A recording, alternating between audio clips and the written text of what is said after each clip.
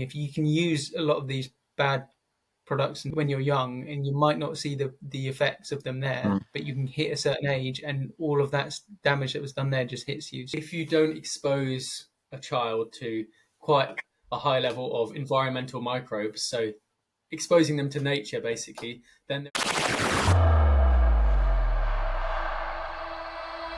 Sam and Kit Bowen-Russell, who really took skincare into their own hands. Twin brothers from the UK who are taking the skincare industry by storm. Sam is a nuclear astrophysicist, and Kit is a geophysicist and author. A Notre Dame grad and his twin brother are looking to revolutionize skin health. The two launched a 2-year intensive research study. Two very smart guys who knew all about bad skin at a very early age. That woman at the end was our mum, and really she's the face which launched 1,000 questions for us. Right, should we delve? Should we go in? I'm excited. let's go. Yes. Let's delve. What I must admit, anything on it. Unfortunately, I haven't read anything, but that's a good thing, right? Because I can be completely educated. that's But good, I will. yeah. I promise you, I will read it. I will. We're read here it. to decipher it for you, Adam. Joe Rogan doesn't read anything. He just talks to his guests and then he regurgitates things that his guests have Fair talked enough. about. But nah, it's a bit of you put a lot of effort into that paper, Kit, so I will read it, and also the topic's a big one for me, especially with a little bit. Huh? Just watch the 2-minute video for that paper. There's no point reading it. You get lost in detail. That's why paper reading sometimes is just ridiculous. I like detail, mate. I'm a detail guy. I like it. I'm not. Well, You wrote it. Kids read like thousands of. Yeah, but I don't papers. read the whole paper. I read the conclusion. Well, I know, yeah. And the introduction. That's how you read papers. If you go into the details, you lose your mind. I must admit. Then you be sitting there shooting up heroin in a council stair. Is all that stuff only there just to basically say that someone's put some work into this? But like you said, really, the intro and the conclusion is the part that most people will read. Yeah, a lot of it is put in. Well, again, in academic papers, sometimes what they do a lot of the time is they write loads of fancy wording just to make themselves sound big. Whereas they can explain it in a much simpler way, but they want to make it inaccessible to the common pleb. Yeah, whereas I try and write all of my research. I'm not writing anymore at the moment because I just can't be asked. But so like a 6-year-old can write it. Basically, understand it. Yeah. Understand it, not write. Because the whole point is writing a paper and no one understands it. I mean, what's the point of writing a paper? It'd be demoralising. Huh? Yeah, you're right. It'd be demoralising, right? You put all that effort in for fucking no one to understand what you're on about. But you're right. You're right, Sam. I think intelligence itself, right? Oh, sorry, mate. You go. My bad. Exactly. No, I'm saying most of them like that. They don't want people to understand it. They want to look like they know exactly what they're talking about, so they just use larger words. That's the problem. It's a cover-up because they don't actually know what they're talking about a lot of the time. So they want to sound really clever, when sometimes they don't really understand what they're talking about. So when you talk to someone, you must have had this in London. In business. And you say, oh, what do you do? And they give you like a 10-minute spiel about what they do. And you're like, oh, I have no idea what they do. It's because they really don't understand it and they're a bit insecure about what they do themselves. So they have to make it sound intelligent. It's the same in academia. Yeah, but say also in business, when say loads of jargon's used in business. Yeah, and acronyms. Or like you talk to a banker. You must have talked to a banker in London. They bang on to you about bonds for about half an hour, and then you think, bloody hell, I just want to kill myself. Yeah, that's what academics do when they're insecure. It's everyone. It's not just academics. Everyone does it, yeah. Yeah, interesting. Surely the greatest form of intelligence would be to take a very complicated topic and break it down or whatever, or summarize it for everyone to understand. You are talking like Einstein, Adam. Yeah, Adam, is that what Einstein did? Is that what Einstein tried to do? Yeah, he said. Yeah, well, he said true intelligence is being able to explain the most complicated things to a 6-year-old. Because if you can't do that, you don't truly understand it. Yeah, agreed. So that's where we always go on. And that's a very good point, Adam. I haven't thought about work too much, but a lot of that goes. There's a guy. I won't say this because I don't know. It shouldn't. But anyway, I've seen it happen in business. Put it that way. Tell us later. Right? And it sucks. It sucks because like all you're doing is just wasting people's time. When it really frustrates me. Exactly. Like either they don't know what they're doing, or they absolutely know what they're doing, and like you said, they really are like that. They feel that conscious that, I don't know, they're not good enough, whatever, and therefore they have to like make it seem like they're more than. Yeah. It's so weird. I find it so weird. But anyway. That's exactly it. Right. How are we going to do this? How are we going to do it? We can just. What do you mean? Blur it in if you want. That was a good start, I thought. Yeah. So let's do it. I'm gonna go off for it, off the cusp. So for this week, boys, my question to you is: I've got a little baby, right? Little baby girl, and what's her name? Her name's Aria. Aria. And did I tell you the funny part? So her middle name's Olivia, and her last name's Paul. Oh. And if you say Olivia Paul very quickly, I think I did this last time to you, Kit, didn't I? Do you remember? Don't remember. I love you, Paul. No. What? It sounds like a football team. Olivia Paul. Oh. It wasn't done. That's how you tricked Megan. Megan was like, "Oh, Adam's come up with some really nice English sounding names. No. It's so nice of him." And you slipped Liverpool into the naming process. Do you know what was funny was Meg's actually realised it before I did. But anyway, so it wasn't meant. But anyway, so little baby girl, and I had a question on my mind this week, boys, which was, is trying to keep a baby too clean bad for them in the long term, basically? Or on the flip side, should we as parents worry about exposing them to, like, you know, more slightly dirty environments, let's call it? But anyway, so that's the thought in my mind. And I posed it to Kit. Kit sent me a lot of papers I haven't read yet, but hopefully we can go into that now, all right, Kit? Kit bombarded you with papers. Yeah, and Kit, you've actually done a. Wait, when you say you've done a paper on this, is this part of your paper, right? This topic, let's call it. Yeah, actually, after I sent the paper, I actually checked, and I took the bit which would be really relevant to this out of the final edit. So I had it in the penultimate edit, wasn't like but I took it out of the... It wasn't a big part. It wasn't like the main thrust of the paper. But basically, there's hundreds of papers about it. It's a really common thing. But that's actually a really good question. Sure, I don't know. I'm sure as parents, I remember my parents saying that when we were young, they did loads of research about like vitamins, how to keep children healthy, how to get them growing up in the best way possible. So yeah, that's good thinking. I like that. But basically, in a nutshell, your childhood years, your formative years, and especially the really young years, they're really important in your development. So not just for like your brain, your sociable, what's the word? Your social learning. So yeah, I don't know. Social learnings. I can't think of the word. Anyway, things like that, but also for your health. So I think it's your anthropomorphic socialization in due terms. Yeah, exactly. Yeah. As a true academic would say. No, exactly. Basically, these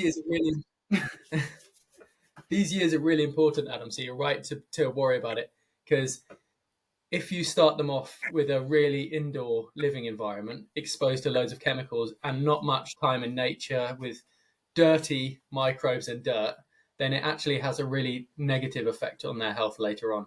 So they're saying that if you do the same changes for people in older teenage or adult years, it doesn't really affect the body that much going forward. But if you do it in their youth and their really young youth, that's when it can really have negative effects on their health later on.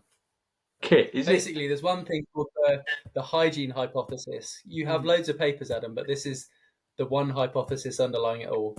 Okay. And it says that if you don't expose a child to quite a high level of environmental microbes, so exposing them to nature basically, then their immune system doesn't learn properly to adapt to understand which substances are good and which substances are bad. So you end up with a less effective immune system. Like training it basically then, right? Yeah, training, yeah. So I can't remember if it was you I talked to, but basically, can you imagine, I used to train football in my garden. You did. I know you did it with tennis because you smacked tennis balls at your siblings. He trained using his. That's it. His siblings. Yeah, exactly. I must have had a big garden for that. Anyway, Sam and I used to train football in our garden. Yeah, and can you imagine how good you would have been just training in your garden as opposed to playing matches against other people? Doesn't train you half as well, does it? Yeah, if you didn't even train at all. Yeah, true. I got one for you. Would you guys? Is this a fair? I don't know if it's an analogy or not, but I've always been fascinated by learning a language, right?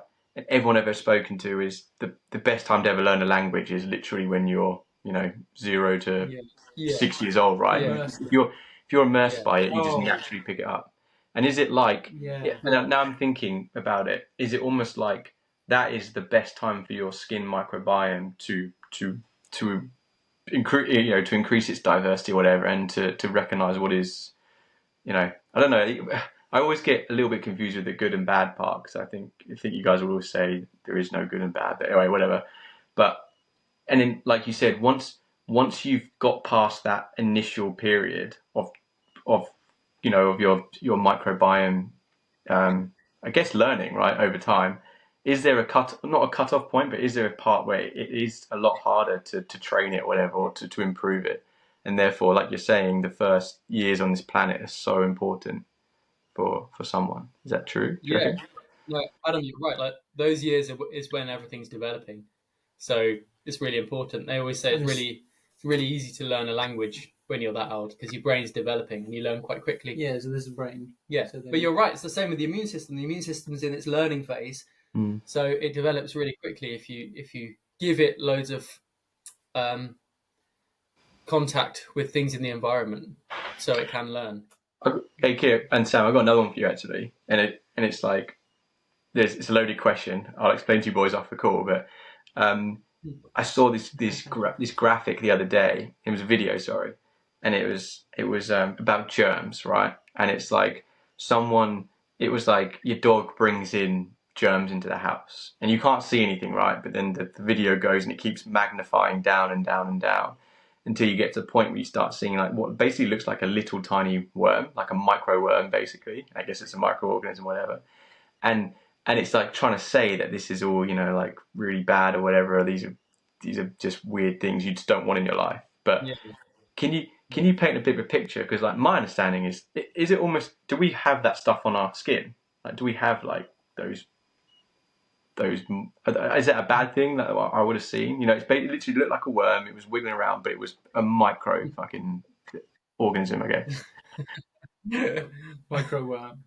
Micro worm. Micro fucking. Does that make sense?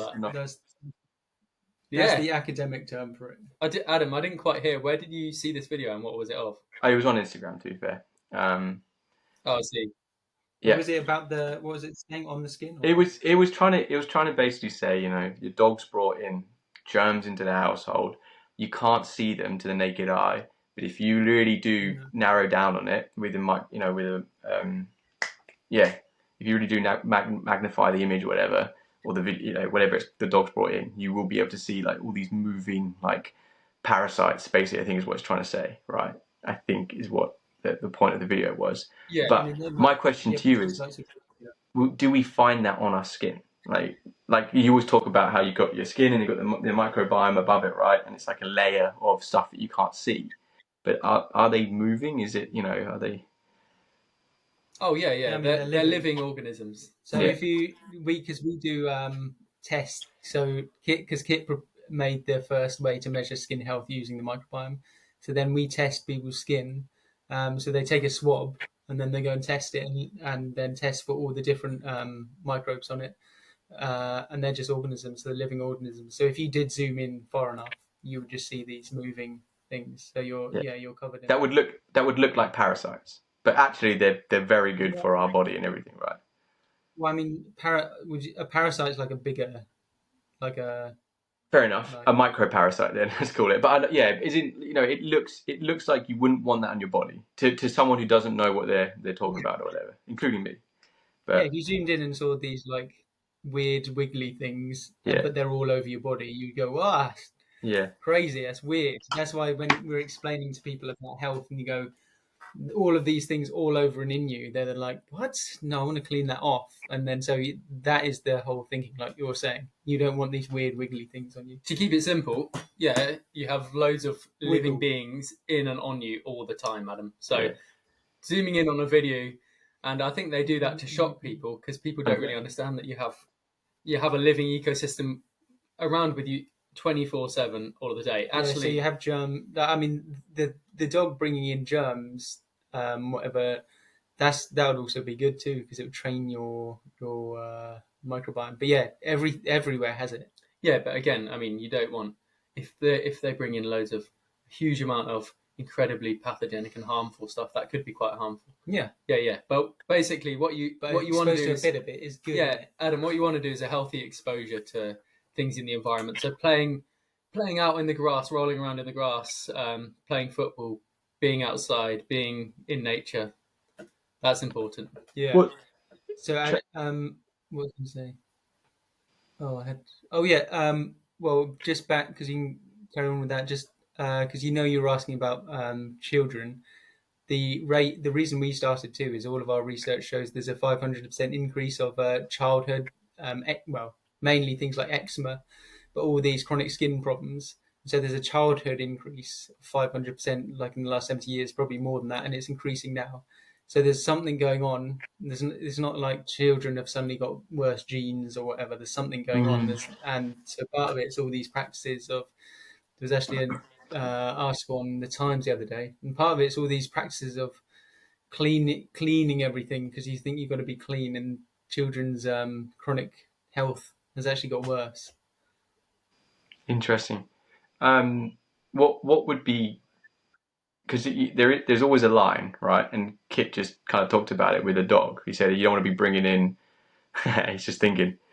You don't want your dog to be bringing in. What did you call it? Really viral pathogens, or I can't remember exactly what you said, Kit. But anyway, what would you boys recommend as a good daily routine? Let's call it for a baby. Like, obviously you're not going to let your baby roll around in the grass or anything, right? But like, it would even just simply being outside, is that exposed? Simply just being outside inside the house, whatever. Would that be exposing your baby to some good stuff? Yeah. Honestly, there's a book called Let Them Eat Dirt. Yeah, and it by that's one of the books which got us onto all of this thinking about the microbiome and why it's important that we have microbes and these horrible germs all around us. But basically, the idea that children have to be mollycoddled and kept indoors and they can't do anything like go outside. All of the children in the 1920s would have been playing outside by the age of 4, probably. Yeah, and we're not doing that. We're sitting inside, worried about everything, anxious. Parents are anxious, stick a phone in our hands, and we've got the worst allergy rates ever in existence. Allergy, chronic disease, all of this. So, I mean, all the vaccines and the amazing advances there have wiped out all these, the ones that harm children, so they're going to die, and but death in childbirth and whatever. But all the chronic diseases have just completely shot up. So the more worried we get, the more chronic disease there is, and the unhealthier children are. One more. Adam, basically, we're not advocating rolling around in like dog poo outside. That's too far. But getting out in nature, just touching the ground, walking around on the grass, stuff like that, is really important for children. Being exposed to everything. Here's one for you. Like you mentioned, 4 years old, let's say, versus 4 months. Like, obviously, like when a baby is very new, like I guess really the when we were talking earlier about your microbiome is learning when you're in your young years. When is that limit? Let's call it. When is a when could you start? Yeah. There we go. That's a good question. It's a good question. I mean, I wouldn't say it stops learning. I mean, it's a bit different because like the brain is like plasticity and it's growing. Yeah, but even that, you answer your own question there. When does the brain start becoming more mature and more stable? Don't know. Well, when we start becoming adults. Mine hasn't become. Yeah, I know. Yeah, but when we start becoming adults, so the same thing applies. Yeah. So everything in the body starts becoming more stable. Yeah, at the end of your teenage years and things like that. Yeah, becoming more stable. But then, you can still. That's why some people are given, they have genetic predispositions, but also they have predispositions because they had a bad environment when they grew up. So all of these.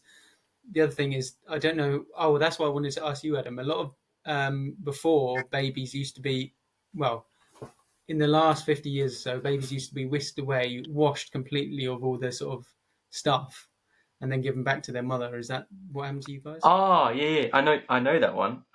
Yeah, that we were told about that. I think it's called vernix. It's like this substance that that is on the baby straight away after birth, and it's really good for their skin and everything, right? And yeah, we were told that the midwives or whatever might come in and try and wipe it off, and we were told to say no, basically, and just try and keep it on the skin for as long as possible. So we did that. Oh, nice. We did that. There you go. So you did, But before they used to sort of mandate it in hospitals, and now they're sort of cutting back on that. Now, yeah, because it looks slightly weird, right? But yeah, to be fair, Ari didn't have a lot of it on her, but yeah. Right, Ari came out looking perfect. Just hopefully enough to help her in later life. But no, yeah. But that shows, Dad, and that does show, as part of your question too, about these things, that they've realised that there's a microbiome everywhere, and there's a reason having that on them helps them. And also, I don't know, Kit, you probably know, there's probably papers showing like the link between. Well, we're just talking about this stage, when you wash that off straight away, to chronic disease and allergies. That's a good point. I haven't read them. I know there's a link between cesarean births and having a really weak microbiome, which leads to disease later on. So you didn't really make sense again. You didn't have Megan wasn't cesarean, right? No, I thought not. Yeah, you would have said if she was. But anyway, that has a really, really bad impact, because basically, a bit squeamish here, but the vagina has loads of microbes in it. So the baby going through that canal, like that, basically they get implanted loads of microbes on them, which again trains their immune system and gives them good skin microbiome. So they get microbes from the vagina and gut microbiome as well. And so it's part of because we talk about nutrients like through the what's it called? Present. What? The umbilical cord. Umbilical cord. So it is your parents give you nutrients, but they also train. They're also part of the training. So it's really interesting, actually. I mean, this is only anecdotal, but there's a woman who was on one of our microbiome fitness packages. She used steroids like all over her body for years, and she had terrible symptoms from that. And her microbiome was shot, blah, blah. She had terrible skin problems, like burns and everything. Then she gave birth. Well, sadly, one of her babies was stillbirth, but then she gave birth next time, and the baby came out straight away with eczema. And so it's not just we're not just passing nutrients and these things, but we're also passing the training of the. Yeah, you're not just passing genetics; you're passing your actual situation onto your baby. Yeah. Just That's mad. It's also the training of the immune system and the microbiome, and so that's why it's vital. So all of these things have a massive effect. They say, Adam, if you have a cesarean birth, it sets you up with all these predispositions to different diseases later in life. So it's not as if you think, oh well, it's just then you can improve throughout your childhood and teenage years. But they're saying actually what happens in those early years is incredibly important, and you sometimes can't outrun it. Really. No way. Well, I mean, you can obviously, but often with our Western practices, which are depleting it as well, you can't outrun it. I think the other one we learned, and I'm telling you guys this because Ari had a little bit of like spots that came up, like I don't know if you call it baby acne or whatever, but they all said to her the mother's milk is really good to rub on the spots, because I think even in that they have like what's the phrase? It's not anti. I don't know what the phrase is now, but anyway, but the mother's milk is really good for. I'm guessing they've got must have more microbes in it as well than like formula milk. Microbes in there, I mean, if you normal milk is the pasteurized, so you don't have. That's why all these in the Make America Healthy Again movement, they're all of them drink raw milk, and because there was actually one of the reasons that Trump had a big surge in certain areas was because the Amish, who normally are just don't vote, they came out and voted because their raw milk was being banned or something. And they sell and produce raw milk. And then so they got, because it was affecting their lifestyle, all these people, well, the Amish especially came out and voted because they were going to go back in the raw milk. But anyway, all these people in the area, they drink raw milk because it's not pasteurized for that reason. Interesting. You mentioned about like cesarean births, and then I'd love to know like the likelihood. Like I get that the studies, do they try and indicate like if you have a cesarean birth, the likelihood that you're going to be experienced with a well, what's it called again? Sorry, boys. Like the like acne or whatever, or what do you call them? Not diseases. Chronic disease. Chronic skin disease. Yeah, chronic issues. I think so. Yeah, I read them quite a while ago, but I can't remember if there's probably new ones where they link the two more concretely. Basically, it sets you up. You're more susceptible to getting a whole host of diseases, basically, because your microbiome's weaker, and you don't get this really good exposure through the vaginal microbiome to these microbes. Do you know, Kit? I'm asking you to really recall here, but like, do you know if those studies are they widespread? Are they done across many countries with lots of massive sample, or from what you can remember? I don't know actually. I actually can't remember. Oh, good. Sam's searching on ChatGPT. So give us a second. Cesarean. What is it? Cesarean birth showing what? Showing chronic disease. Chronic disease. No, I mean cesarean. Yeah, studies suggest that being born via cesarean section may be associated with an increased risk of chronic diseases later in life. So it's always later in life, Adam.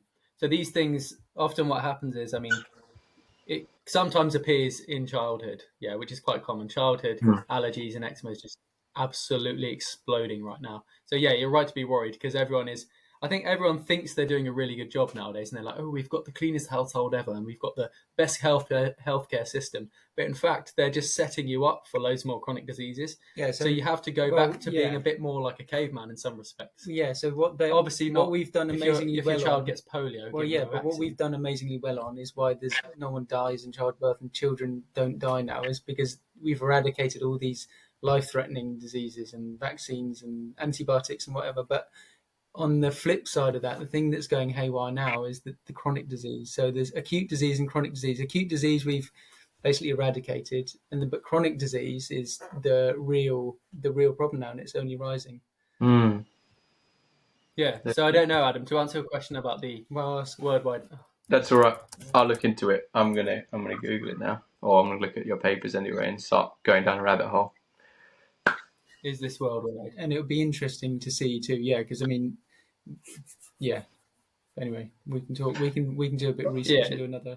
Yeah, right. Again, it's just in high income places, Adam. Yeah. What do you mean? The increase in chronic diseases, or? Yeah. Well, that, but then also that like cesarean births is only a very new thing. So I don't think if you're in rural Uganda and you're like really poverty stricken, you don't get the option to have a cesarean birth. No, fair enough. So like all of these modern world, developed world things where we have really, really rich healthcare systems, they're the things which actually increasing our susceptibility to chronic disease. I think I get your point as well. I think, Kit, this is mainly what you were saying, but even if you don't get it as a kid, when you maybe even more likely, right? Yeah. Because you are still fresh in this planet. You're saying that if you do those, if you are a cesarean birth or whatever, and then you do use Western world practices, especially when it comes to cosmetics and all that kind of stuff, you really probably are like increasing your likelihood of something happening then. And then to make that causational link is like, it's pretty hard, I guess, in a way. I guess not many people would do that, I guess, but yeah, it's interesting. Yeah, and then it might not show because your skin's linked to your whole body, so you could have depleted skin, then it sort of gives you troubles or internally, but then you might get to 30 or something, and then because you've been damaging your skin microbiome all the time, and it started off at a lower place, then you might suddenly explode with skin problems, and then you have no clue how to get rid of them. Or We've other seen problems. Loads of people get to a certain stage and they say, "Oh, I've never had anything like this, but I suddenly got this," and they list off chronic diseases. They suddenly get hit by especially after like a big event, which suddenly kicked their immune system out of whack, and they got like a big stressful event. But that wouldn't happen. If they were if their body was totally healthy in the first place. Yeah. So they think they're healthy just because they haven't really got many of those symptoms. But then suddenly, because it's on such a balance, because they are actually quite damaged and they've been set up like that since childhood, it suddenly just happens like that. So that's why loads of people sometimes they don't see the effects of it till later in life. Yeah. That's why it's quite hard, as you say, Adam, to directly link the two. So people say, "Oh, the baby's fine, nothing's happened to them." Well, I mean, see you later down the line. Yeah. So best bet for you, Adam. Best bet for you and Megan is just to honestly stay away from chemicals for the baby, not just in what she eats, but also what she puts on her skin. Those two things are really important. I'm get her out in nature, playing loads. I'm trying my hardest, mate. I'm trying my hardest. In the Liverpool top that you get her for her first birthday, you can go and kick around her foot. That's it. Right. You get the full Olivia Poole. Should we call it there? That was a good one, I reckon. Oh, last thing. Because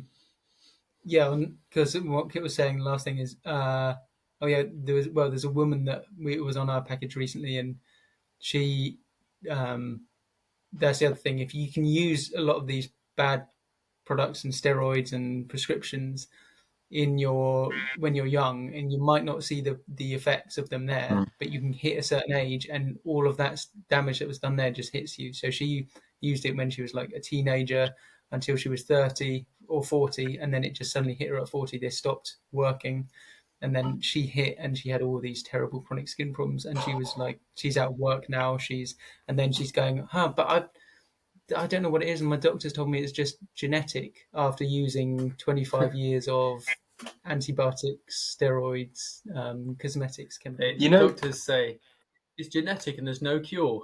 Thanks for that, buddy. This is why, in a way, how I always get amazed at what you guys tell me about these multinational pharmaceutical companies and whatnot, and how they've been operating, potentially how they've been operating the way they have been for so long, and not really being brought up on it. It kind of makes sense right away when health is so complicated, to be able to say this individual thing here has caused this. It's so hard to say that, right? Which is why they can probably keep getting away with producing all these products and whatnot. You can never, and there are so many factors, so you can't pinpoint one factor. So you can never say, "Oh, that's it." And that's what we've seen with crazy things like the weed killer glyphosate. You can't. There's so many factors to like cancer and everything. But even though they're hemorrhaging like billions of pounds because people are showing that if they wear glyphosate weed killer kits, then they get cancer. Really? Even just on all of our food, we can't link. It's hard to link because there's so many factors that go into it. So you can't then say, well, that's the problem. So people can just keep doing it.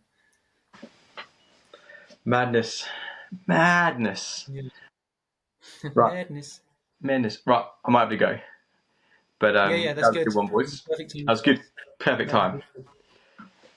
And we'll Aria crying. No, not yet. But got to help Megan out. She's on duty at the moment. Are both of you off work?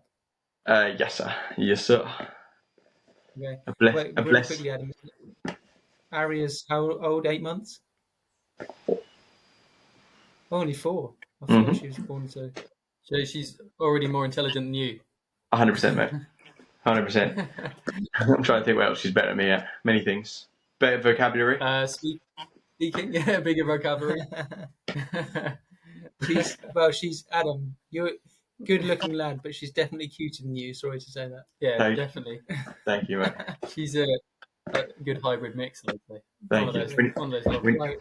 When you're waking up at 3 a.m. in the morning, mate. When you're waking up at 3 a.m. in the morning, you don't feel like a good-looking lad. I'll tell you that.